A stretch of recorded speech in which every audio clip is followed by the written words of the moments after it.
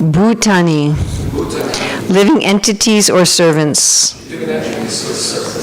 Vishnu, of Lord Vishnu. Sura Pujitani, who are worshipped by the demigods.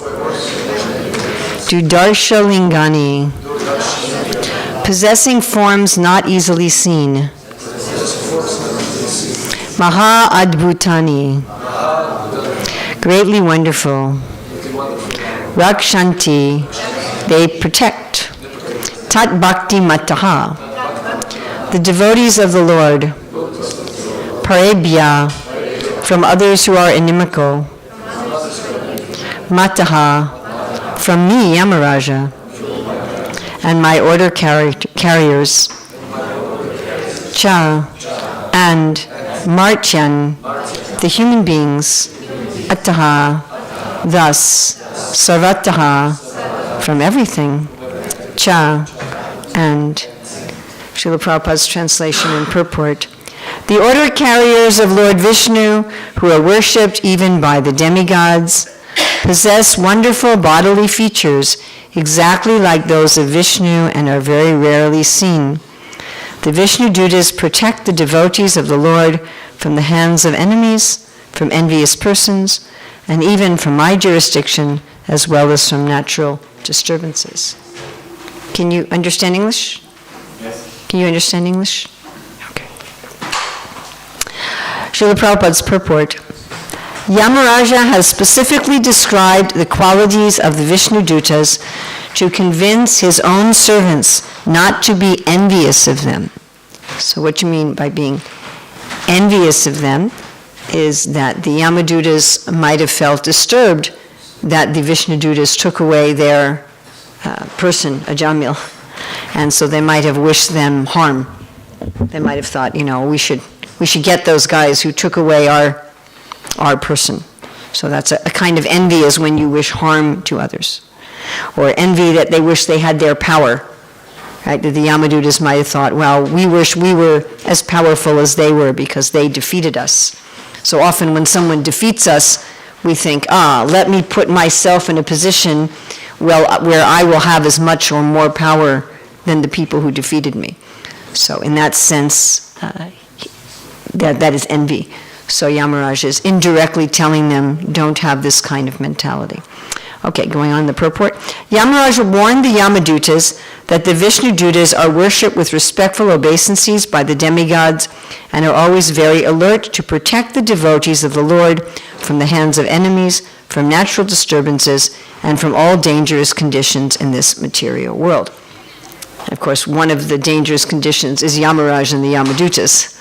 So he's basically, Yamaraj is saying to them, that's their job. The job of the Vishnu Dutas is to protect the devotees even from you. So don't try to disturb them, and don't think ill of them or want to have power over them. This is the job that they do. Going on, sometimes the members of the Krishna Conscious Society are afraid of the impending danger of world war and ask what would happen to them if a war should occur. So there's an interesting conversation. There were a number of times that Srila Prabhupada spoke about the possibilities of war. He talked about possibilities of war between America and Russia, between India and Pakistan.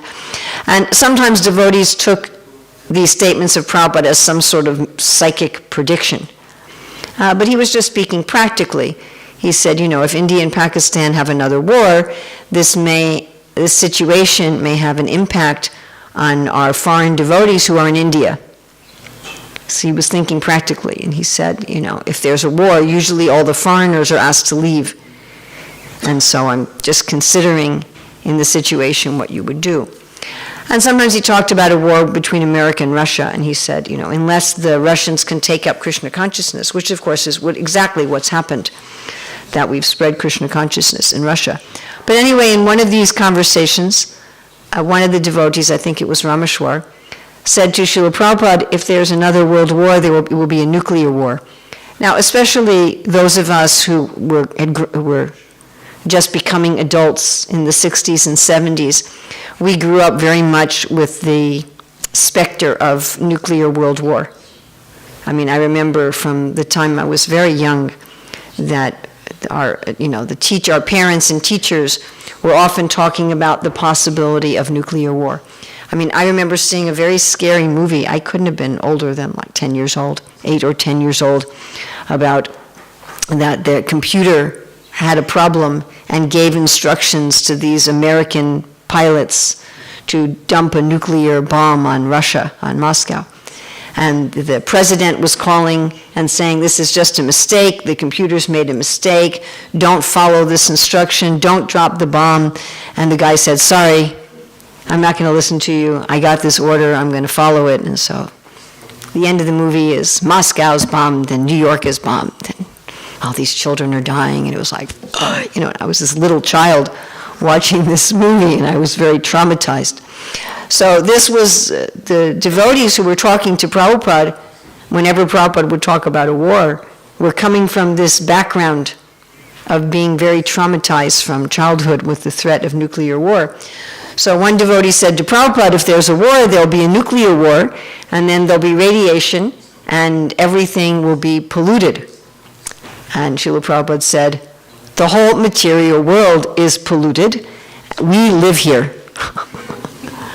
And then the devotee said, but Prabhupada, the radiation would contaminate the crops, and we wouldn't have any food. Prabhupada said, yes, without food you will die. He said, so everybody will die. He said, whether you will die now or 20 years from now, he said, whenever you're going to die, 20 years before, 20 years after, everybody will die.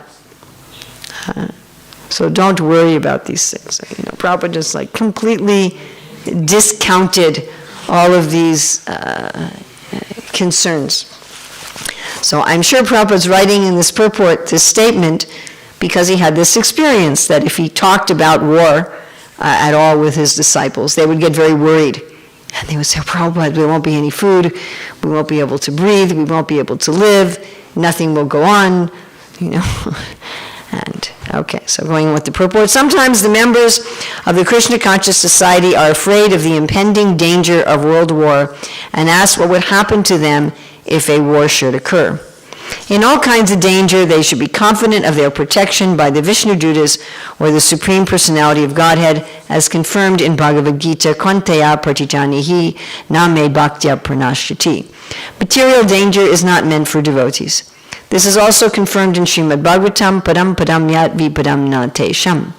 In this material world, there are dangers at every step, but they are not meant for devotees who are fully surrendered unto the lotus feet of the Lord. The pure devotees of Lord Vishnu may rest assured of the Lord's protection, and as long as they are in this material world, they should fully engage in devotional service by preaching the cult of Sri Chaitanya Mahaprabhu and Lord Krishna, namely the Hare Krishna movement of Krishna consciousness. Bhutani Vishnu Sura Pujitani Durdarshalingani Mahadbhutani Rakshanti Tad Bhakti Mata Parebhyo Mataschamarchyam Atasarvatascha.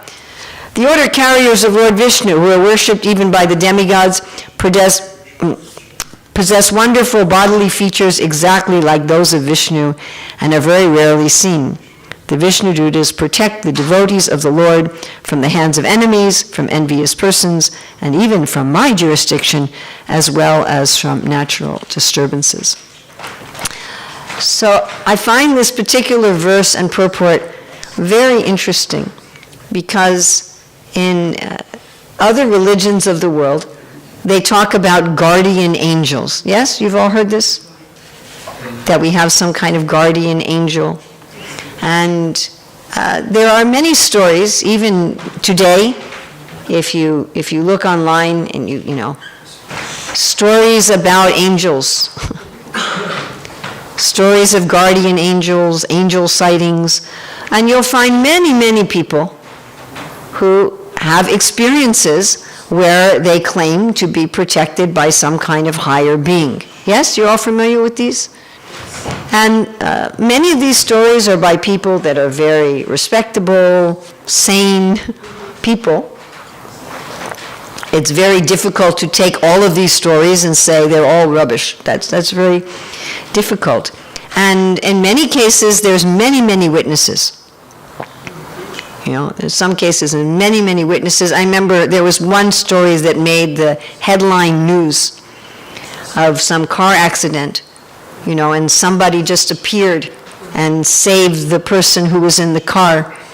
And there were so many. There were the firefighters were there, the police officers were there, so many onlookers were there, and everybody had the same story, that this person just appeared there, they saved the passenger, and then they looked around, and they were gone.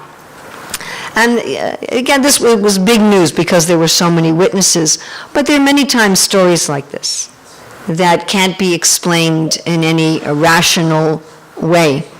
And of course, sometimes people see them not as humans, but they see them actually in some higher form.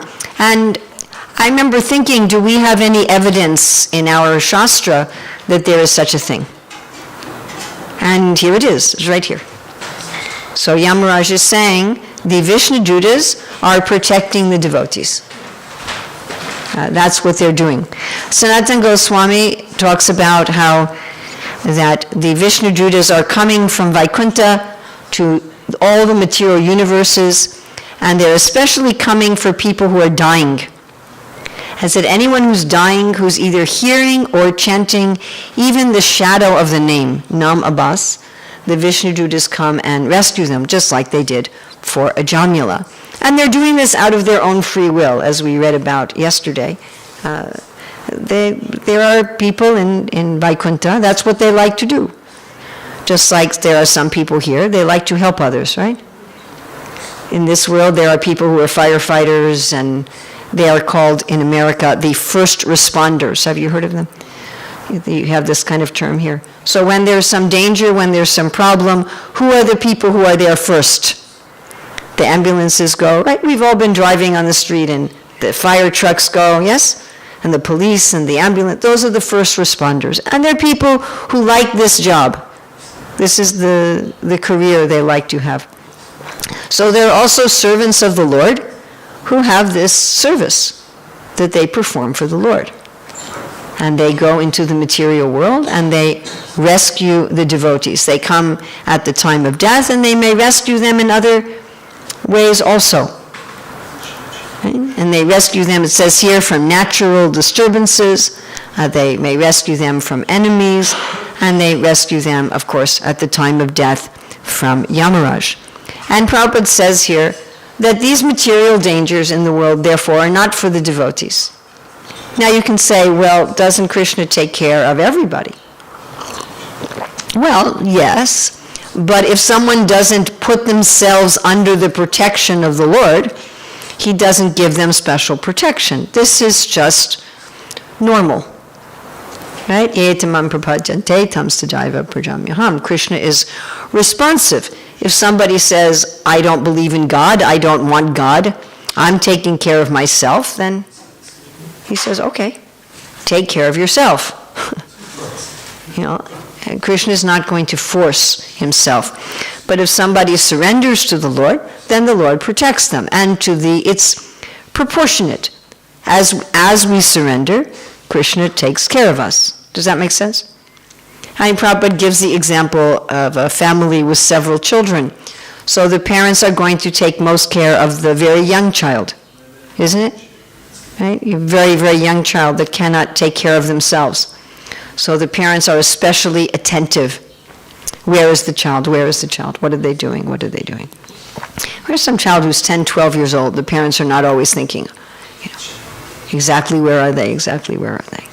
What to speak of if your child is 30 years old, right? So your parents are not always calling you, what are you doing? Are you okay? Are you okay? But when we were babies, they were in that mood. So the Lord also, one who is very dependent, he is taking care of them. And this is one of the symptoms of surrender, to be convinced that the Lord is protecting me. The Lord is protecting me directly, and the Lord is protecting me through the Vishnu Dutas. And we may say, well, I don't know. I don't know if I believe this. Because so many times in my life, it doesn't seem like I was protected. I broke a bone, I got sick, some enemy was able to hurt me, So many things, isn't it? Yes? Anybody here say they've had no problems in life? No problems. There we go. He's fully surrendered devotee, totally protected by the Vishnu Dutas. But the rest of us, we've all had some problem. Some enemy has attacked us, yes? We've got some disease. We got some injury. Maybe we were in poverty. Maybe we lost a job. Maybe some family member rejected us, yes? Something. Maybe we had some mental disease. Maybe we had some fall down from spiritual standards. So, Krishna didn't protect me. How did this happen? And even if I say, I've never had a problem, we see so many other devotees have problems, and many of them seem like very surrendered devotees. We've seen big devotees have a spiritual fall down, yes? If you haven't, just hang around the Hare Krishna movement for a few years. And we read about it in the Shastra. Indra becomes bewildered, Brihaspati becomes bewildered, Lord Brahma becomes bewildered. Correct? Bharat Maharaj, Jad Bharat becomes bewildered. And then, we know of devotees, they get, anything that happens to anybody happens to the devotees. The devotees die, they get sick, they get injured, their spouse runs off with another person, they lose their business, they lose their money, people criticize them, people make up lies about them, and put it all over the internet. Yes? We see, it happens. It happens to us, and it happens to the other, and it happens to wonderful devotees. We're like, this is a wonderful devotee. And still, somebody is making up lies about this person and putting it all over the internet. Yeah? Before there was the internet, they used to write big papers and mail it to everybody. So how is this protection? I remember one of my relatives who said to me, why should I be a religious person? She said, religious people and not religious people, exactly the same. She said, the religious people, they are not protected against anything. Why should I bother? Let me be a materialist. At least that way I can have some happiness in the world. So what does this mean? I mean, Rakshanti, they are protecting. And Prabhupada's quoting, Kvanteyai Prachijanihi. He says, my devotees will never perish. So of course we could think about this on the physical level, physical protection, and on a spiritual level. I mean, can you think of some famous devotees in the scriptures where Krishna protected them physically from harm? Prahlad. Many times. Many times. Prahlad was protected from poison, from snakes, from elephants, from a storm. When first night that I stayed in a Hare Krishna temple, so I was taking prasadam, and in those days we used to sit on the floor to eat, and we didn't even have plates. In the early days of ISKCON, we were all very poor, but we used ghee. We used all fresh vegetables. We never bought like canned tomatoes.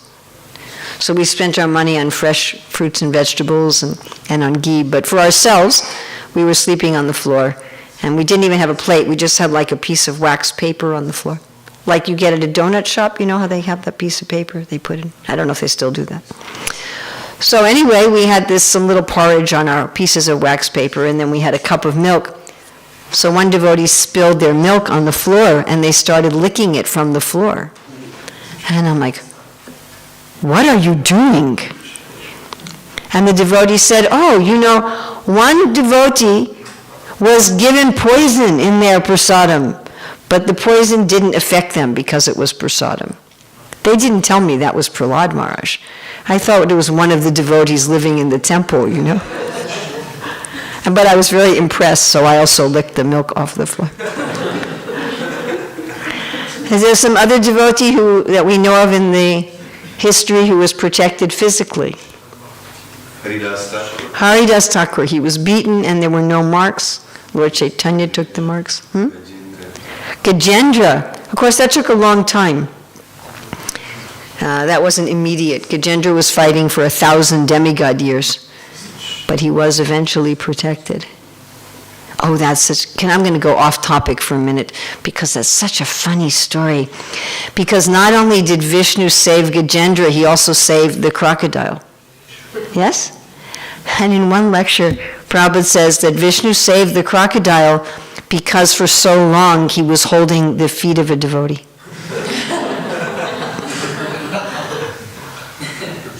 Okay, we're not going to talk about that more now. Anybody else we can think of who was protected physically?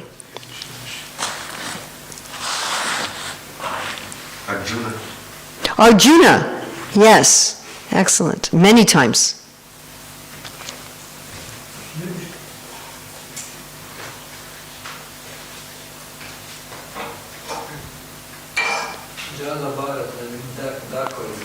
Very nice, Jad Bharata by the dacoits. Coward boys, Vrindavan Vasis. Oh, the Vrindavan Vasis, so many times. From Indra, from so many demons. Yeah? Forest fires. Okay, can you think of examples from our history, from the Shastra, of devotees who were not protected physically?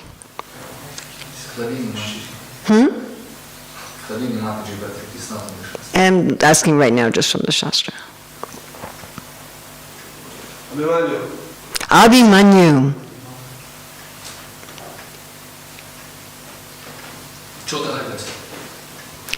That's spiritual. Right now we're looking physical. But you can keep that one for the spiritual protection.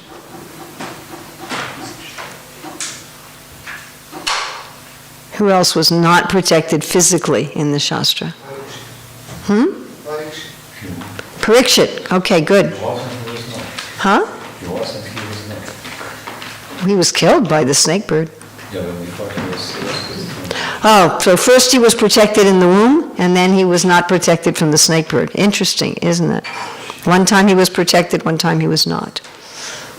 Some other examples.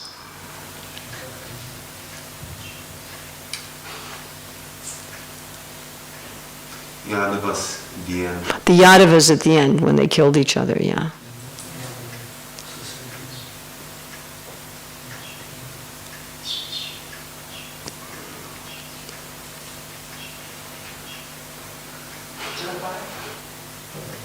Jad Bharat was protected.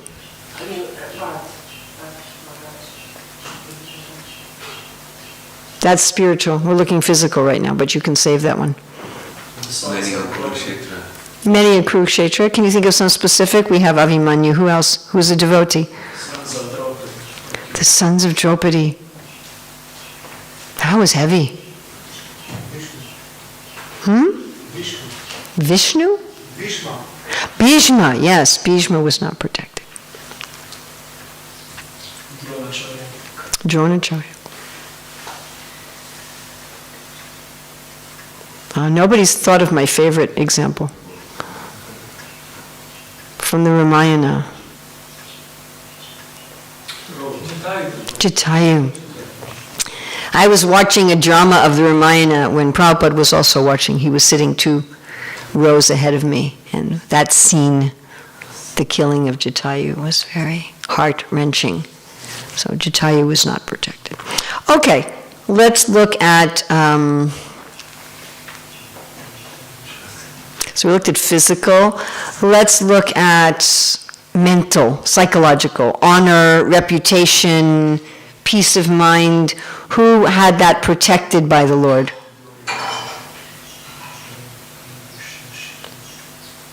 Who had their reputation, their honor, the psychological protection, social protection? Draupadi. Anybody else? Maybe Kubja. Puja. Ah, I like that. Very nice.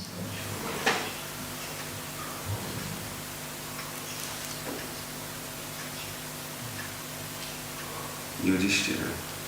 No, I don't think so. Yudhishthira's an example of having his reputation not protected. When he got so bewildered and he was gambling, we still criticize him for this. Arjuna, yeah, when he made the promise that I'm going to kill Jayadratha, Krishna protected his honor.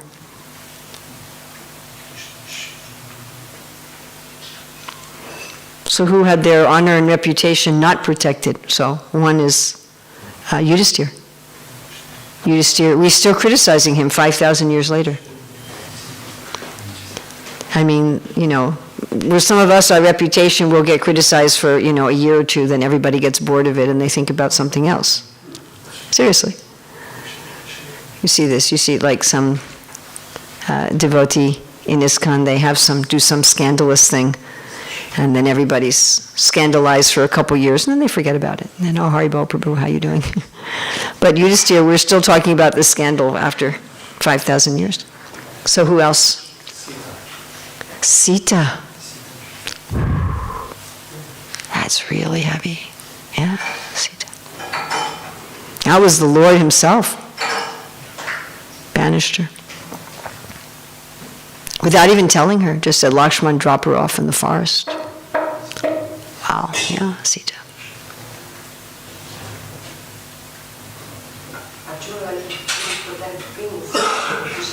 Arjuna couldn't protect the queens, yes, he was very ashamed.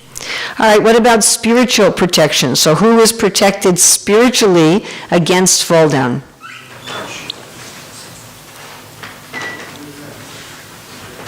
There was some situation where they could have fallen down, but they were protected.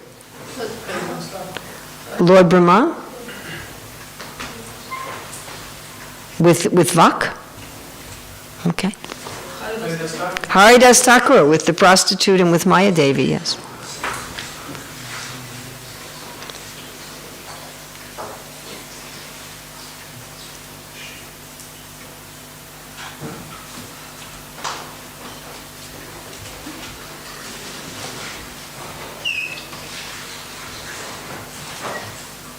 Narada with Kayadu.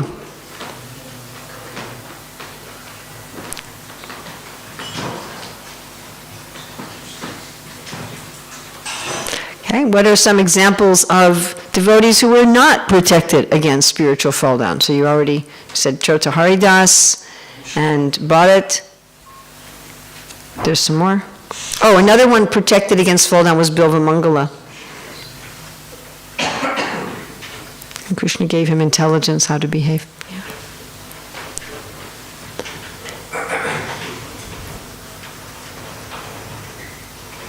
What about Krishna Das, who ran off with the Bhattaharis, even though Lord Chaitanya was right there?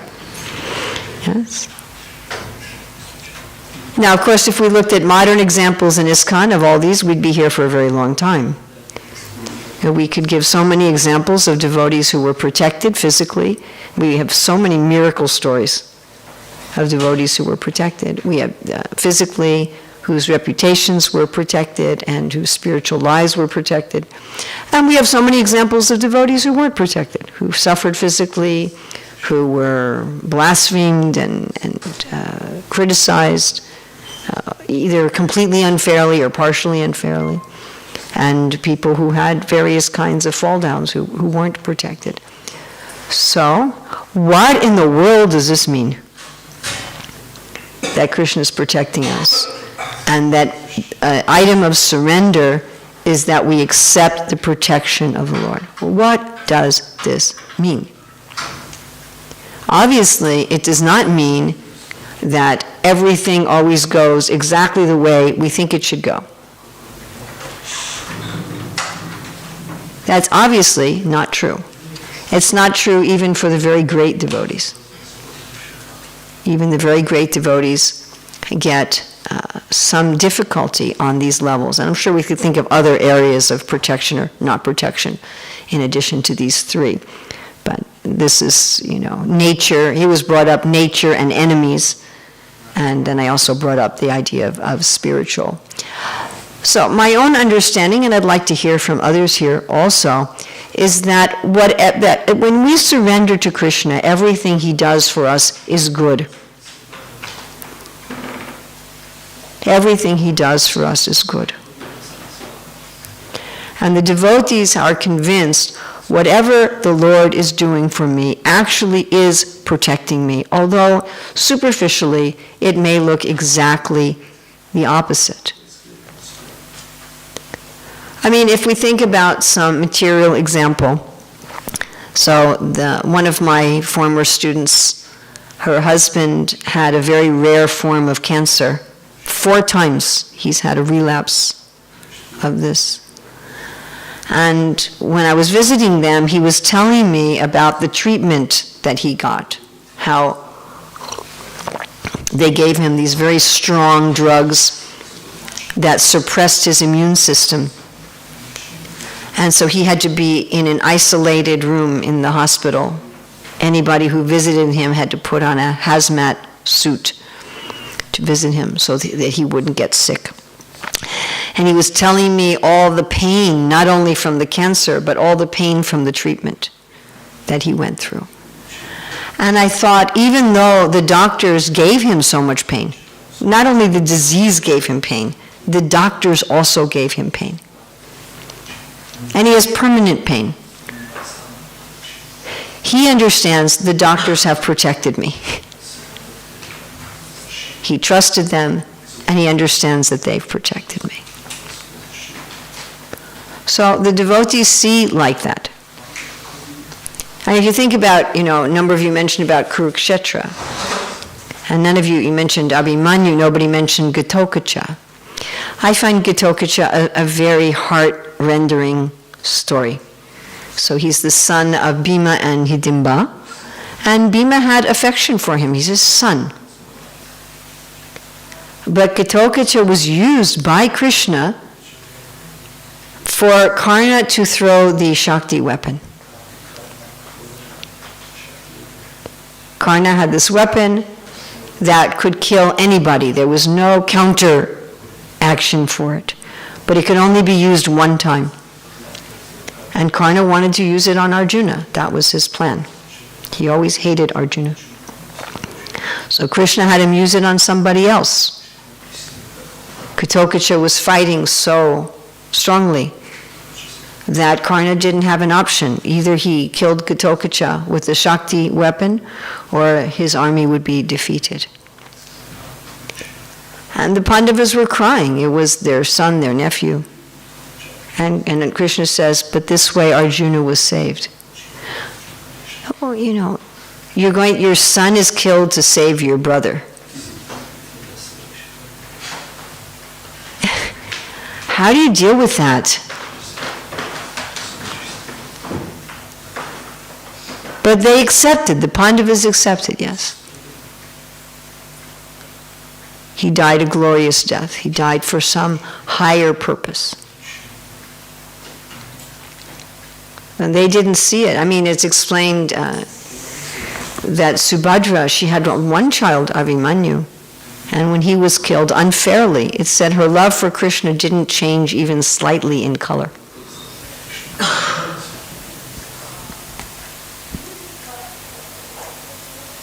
We have Vitrasura, who was very happy to be killed by Indra. He said, come on, kill me already. He knew, I'm going to die, I'm going to go back to Godhead.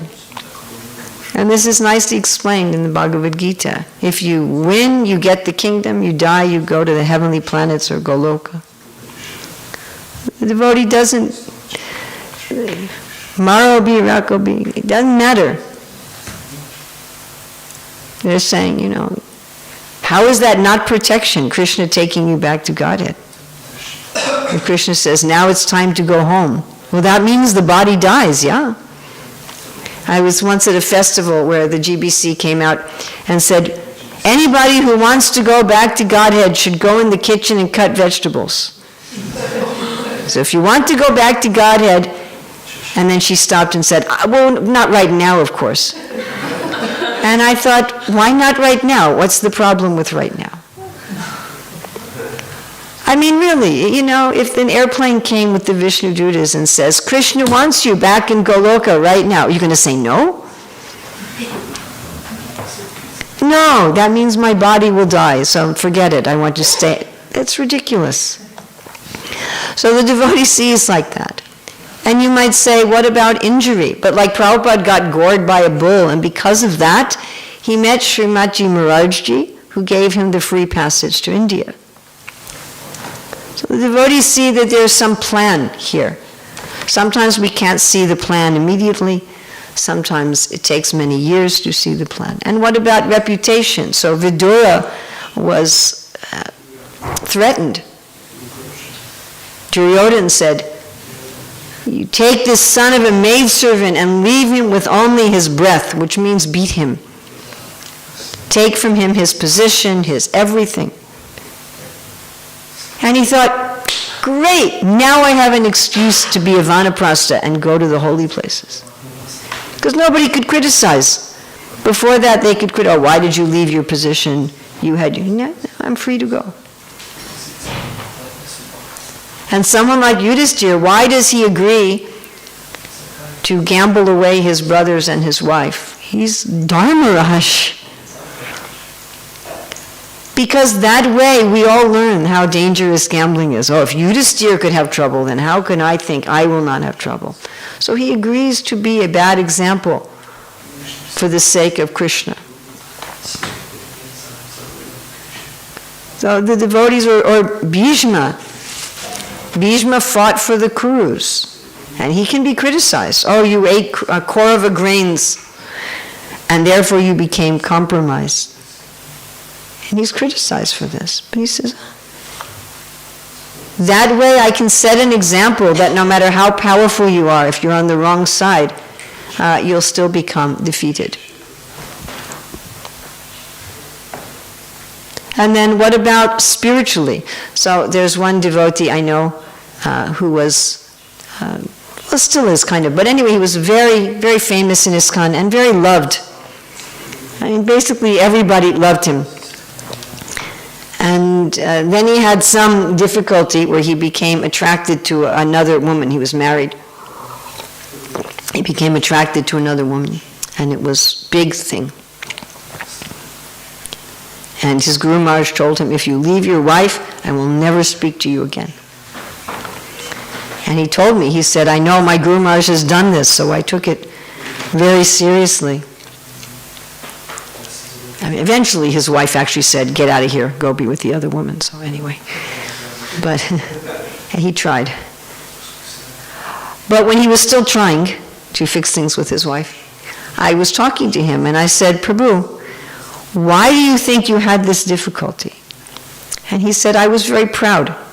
He said, I was sitting with all the sannyasis in GBC taking prasadam, and everybody was giving me so much respect, and I was thinking, yes, I am a very advanced devotee.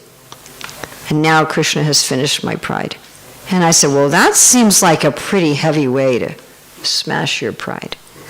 And he was just beaming, he was smiling, he said, any way is fine. He said, I am so happy that I am free from this burden of pride. He said, I accept Krishna, that Krishna was merciful to me and showing me that I wasn't so great. And I thought, wow, that is really surrendered. So, the devotees trust that whatever Krishna is doing is actually for my protection. Sometimes at the moment it's very, very, very, very, very, very hard.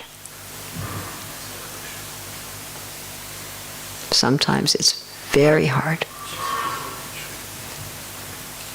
You know, every day I get an email or a chat or a phone call or a face-to-face with somebody, some devotee, who's going through something terrible.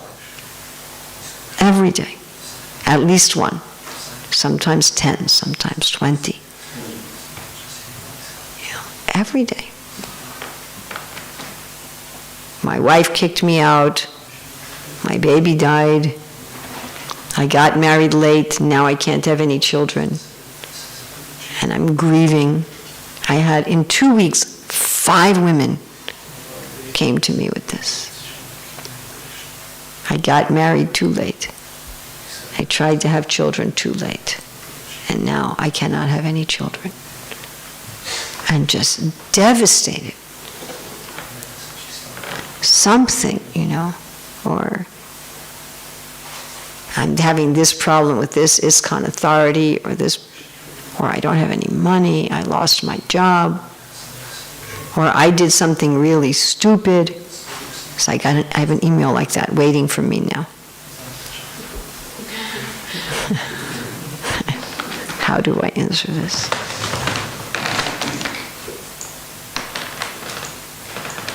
I did some stupid thing and I had some fall down, now what do I do? I'm like,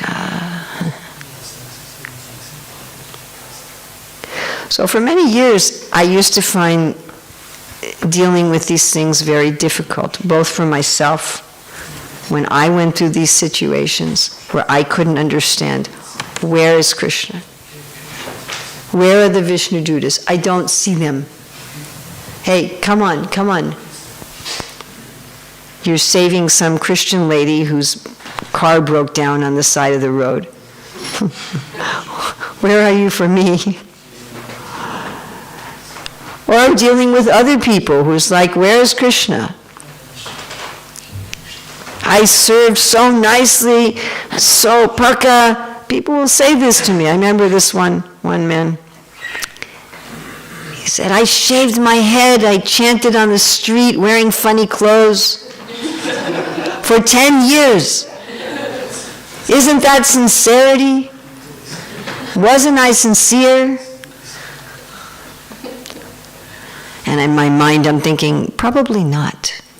But I didn't say, And I chanted my rounds, and I went to Mangal Artik, and I followed the principles, and I did everything. And then there was a new temple president, and he didn't like me, and he threw me out. Where's Krishna? So it used to be, when I would encounter this, I would become exhausted. I used to become emotionally exhausted with things that happened to me or things that happened to other people. And then it was your Guru Maharaj, Bir Krishna Swami, when he was teaching some seminars in one of the camps in Europe, I forget. Maybe it was a Slovenian camp, about empathic communication. It was maybe Croatian. He taught in part 1 and part 2. So I went to part 1 just out of politeness, honestly, just like, okay. He's my GBC, he's my daughter's guru, I will go. I will sit and listen. And I thought, this is nice, this is interesting, very nice, okay. Go on with my life. Then next year there was part 2. So I went to part 2, and again I was just like, okay. And after one day I said, Maharaj, how does this help you? And he said, in this way using this I can help people without becoming exhausted. And I thought, this is very nice. So at least what I got, I don't know what his intention was in teaching, but what I got is that I look for, how is this person looking for Krishna? In the difficulty, in the suffering, in the time when you think Krishna is gone, that you're still looking, where is Krishna? Where is Krishna? How can I find some meaning here in my service? And I found that if I connect with that in myself and in others, then even in the difficulty, it can be very sweet. And you can feel that Krishna is there. Sometimes you don't know how he's there. And you don't really understand, because we're so small. We're so small. My friend's husband, he was an adult, so he could understand the doctors are giving me this and this. But if you think of a little child, the parents are taking the child to the doctor's giving some injection, and the child is thinking, why are my parents hurting me? Why are they taking me here and this person is hurting me? And they don't understand. Actually, it is a protection. Sometimes if a car is coming, you may have to take the child very strongly and pull them. Yes? Sometimes Krishna sees there's some danger in your life, and he pushes us or he pulls us out of the danger. And why have you pushed me? We don't see that actually Krishna was putting us in a better situation. But in time we will see. Some things I think we will not see in this body. Some things I think it will take being out of this body. And then we will understand, oh, you were always there. You were always protecting me. It was always perfect. But many things in this life we will see. Sometimes it's a day later, sometimes it's a week later. With one thing in my life, it took 15 years, and then I saw, you were actually protecting me. I thought you were hurting me. I thought you were destroying everything in my life, but actually, it was a good thing. You were there for me. You were protecting me. So this is a little subtle, and it's a little difficult. And when we are in the situation, when it's churning and hurting and tearing us to pieces, we may look around and say, where are you? Where's your Vishnu Dutas? Where are you? I don't feel protected at all.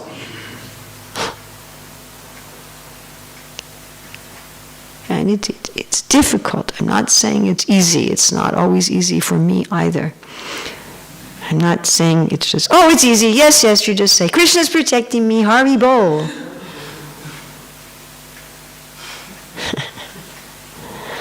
But with a little introspection and a little care, we can understand. Actually, we are being dealt with very personally, by a very personal, loving hand. So again, I've gone over. I'm sorry. I guess I'm not really sorry, or I wouldn't do it. Should I just stop here in Antaprabhu? Okay. Anybody have any questions, comments? Yes. Helps me to have faith that... Wait for the microphone. Just speak, I'll repeat it. It helps me to have faith that Krishna is always present in his silence. Krishna is present in his silence. That's interesting, because Krishna says, of secrets I am silence. I like that. One of my friends told me, Krishna is also there in forgetfulness. Very nice, thank you. Anybody else? Yes? So if somebody finds himself or herself in a situation which is very dangerous, very big problem, difficulty, and it seems that Krishna is not protecting, what is the best? Okay, so if someone finds himself in a dangerous situation where it seems that Krishna is not protecting, what is the best to do? The best thing to do, which I find is very difficult to do in that moment, it's usually easier to do later.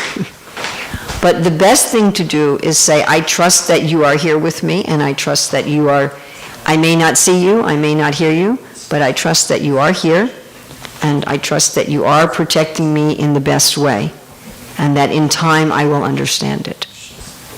That's the best thing. Sometimes people cannot do that. Often, people cannot do that in that moment. It may take them some time.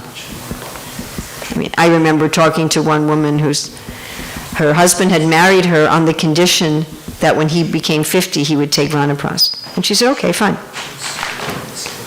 And then what he did, on the day of his 50th birthday, he just disappeared. And he didn't even say anything before, remember I told you this, I will be going, and nothing. He was just gone. No email, no phone call, just nothing. He was just completely gone. And they lived on a property far remote from everybody, and they had animals, and she was just alone. All of a sudden, she was just alone. So she came to see me. This is the first time I met this woman. And she could not stop crying. And she was hysterical.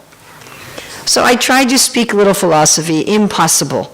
I could not speak any philosophy, nothing. I just said, just chant Hare Krishna, it'll be okay, it's all right, it'll be okay. And I'm just giving her a hug, and it'll be okay. And she was completely gone, And then I saw her 2 years later. She's become a teacher of Shastra in the Dham. She's happy, she's glowing. And she said, this was the best thing for me. I had tried to speak a little philosophy for her for like 5-10 minutes. And she said, all those things you said that you thought I didn't hear, I was hearing. She said it took like 6 months. And then I thought, oh, yeah. And then also later her husband wrote her and apologized. But anyway, that was over. So, best thing is if at the time one can see, I don't see you, I don't hear you. But I trust that you are here, and I trust that you are using me for some purpose. This purpose is for my benefit and for the benefit of others. And if we practice that, it does get easier. It's not always easy, and sometimes it's very difficult. Sometimes it's just... even the Pandavas, when Abhimanyu was killed, they were raging and grieving. It was very intense. And even Srila Prabhupada, it's very interesting. Prabhupada talks about how his idea was, Bhaktisiddhanta told me to preach, so I have to have money, right? Makes sense, right? So he said, I'll have a business, I'll make a lot of money, and then I can preach. And just when Prabhupada was ready to retire and get into preaching full-time, business failed. Just at the time, he had a very successful business. And Prabhupada talking about himself, and I take this as Prabhupada was being honest. I don't take this as Prabhupada was pretending. I just take it as it is. Prabhupada said, when this happened, I was thinking, I have done something wrong. I have made some mistake. Krishna is angry with me. Why is Krishna angry with me? He said, then later I understood, so it wasn't immediate. He said, later I remember this verse. Krishna says, if I favor someone, I take everything away. He said, then I could understand. Krishna wanted me to start the preaching in another way. And if we think about it, Prabhupada started this movement with no money at all, no support from any institution, not even his Guru Maharaj's institution. No support from any government institution or any institution. He was completely alone. He was elderly, he was sickly, he had had heart attacks. He spoke English with a very heavy Indian-British accent, which was very difficult for the Americans to understand. His language, the terminology he used was very difficult for people to understand. He had a bunch of books that were printed. He didn't have an editor in India. The English grammar, the spelling was not good. The paper quality was not good. The lines were not even straight on the page. If you've seen the books, there were no illustrations inside. The cover illustration was very crude. Yeah, that was all he had. So nobody can say, oh, Prabhupada started this movement because of this or this material reason. And his first disciples were not influential, wealthy people. Later, George Harrison really helped push the Hare Krishna movement. But the first few years, Prabhupada's disciples were people who had dropped out of society. A few of them had some simple jobs. Nobody had money. Nobody had big influence. You understand? So we can see Prabhupada started this movement 100% from spiritual potency. And Krishna wanted to show that. So how was he going to show that? He took away everything else. He took away the support from the Gaudiya Math. He took away the money. Took away everything. He was only left with himself and a pair of cartels and some poorly printed, difficult to read books. That was all.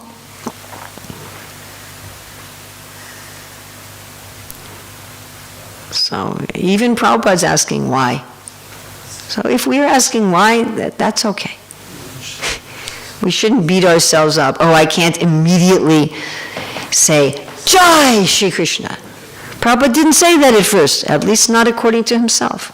He said, why, not Jai.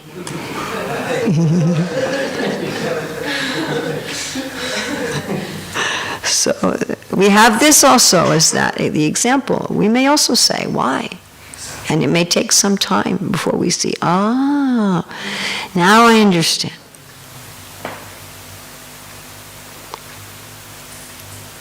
Yes. No, you got the wrong person. That was very cute.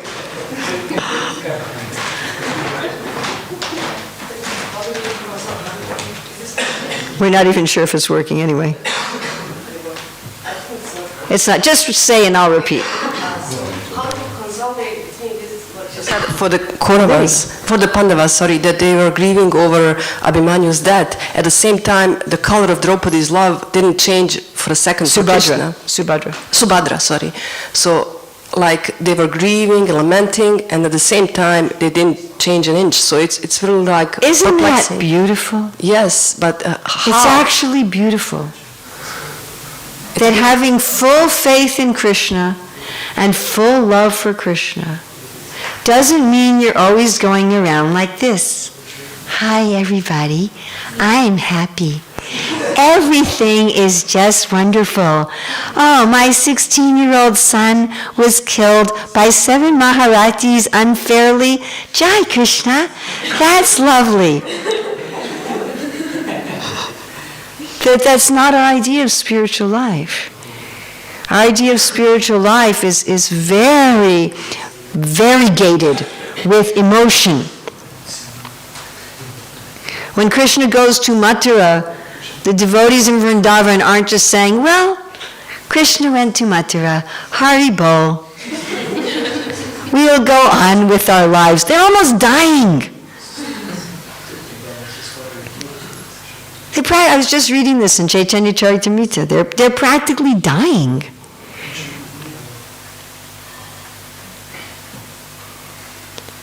But it's all ecstatic. Look, we have some little idea of this in a perverted form.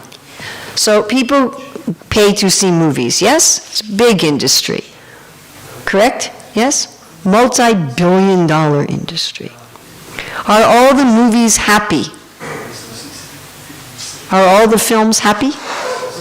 Even if they have a happy ending, is the whole movie happy all the time? It's all about problems. It's actually all about problems. In fact, when I went to college and I was in an English class, we were supposed to write a story. And my professor says, a story without a problem is not a story. And people go to see movies that are sad, yes? Sometimes the ending is sad. They go to see a tragedy. It's a tragedy. Shakespeare wrote tragedies also, and people are performing. Horror is very popular. Horror, people, I never liked horror, but people see horror movies. The ghastly rasa. People like entertainment that makes them angry. That's why one of the reasons people like sporting events. People like to go to sporting events. Ah, get them! Pick up that ball! Come on! They're yelling at the team. Even they're yelling at the team on the television. I've seen this. They're yelling at the television. Why did you drop that ball? You called the wrong thing, you referee, fire the referee. They're screaming, and jumping up and down. That's why they're watching the sports. Why are they watching the sports? To get angry. Seriously. That's the purpose, to enjoy the anger rasa. That's a rasa, you know. It is. So people are enjoying, they're not just enjoying comedy and chivalry and romance, you know. They're also enjoying anger, or trying, I mean, it's all perverted, but you know, they're enjoying anger, they're enjoying grief, they're enjoying horror. Yeah? That is there. They're in the original form, that is there. Krishna's leelas are not boring. There's grief. And there's really grief. It's not just like there's, oh, that's sad. It's not like that. It's intense. You read about, I was just reading in Anchalila about Lord Chaitanya, how he's feeling these tense symptoms of grief in separation from Krishna, just like Srimati Radharani. And you're reading this list and going, whoa. Yes. He was grieving so much that his limbs were separating, you know? You read about that? We all want intensity of emotion. None of us want boring. Nobody. And if you want boring, that is an option. You can merge into the Brahman and you can be bored. So that is also available. If you go, oh, this Krishna Bhakti, too much emotion, it's too much. I just want a break. You can merge into the Brahman, you can have your break. Actually, I'll end with this funny story. So one of my very good friends, very, very good friends, she was a head pujari for years and years and years, and then she became the temple president also. So she had so many responsibilities. And a very simple, sweet lady. So she was really burdened with all her responsibilities, so she went in front of the deities. You know this story. She went in front of Radha Golokananda and she's like, I can't take this anymore. Please, I just need a break. Would you please give me a break?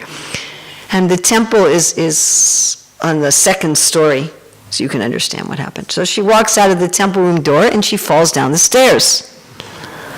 And she broke her pelvis and her ankle.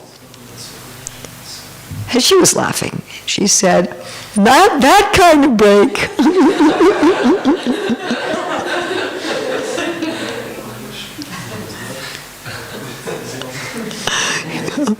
When she got her break, I mean, literally and figuratively, she had to lie in bed for, 6 weeks or 2 months or something. And she could just read and chant, and she didn't have to manage anything. So, that was a funny kind of Krishna protection. But she just thought it was funny, I mean. I think I really need to end. Sorry. We could talk about this topic probably for a couple of years. Srila Prabhupada ki jai.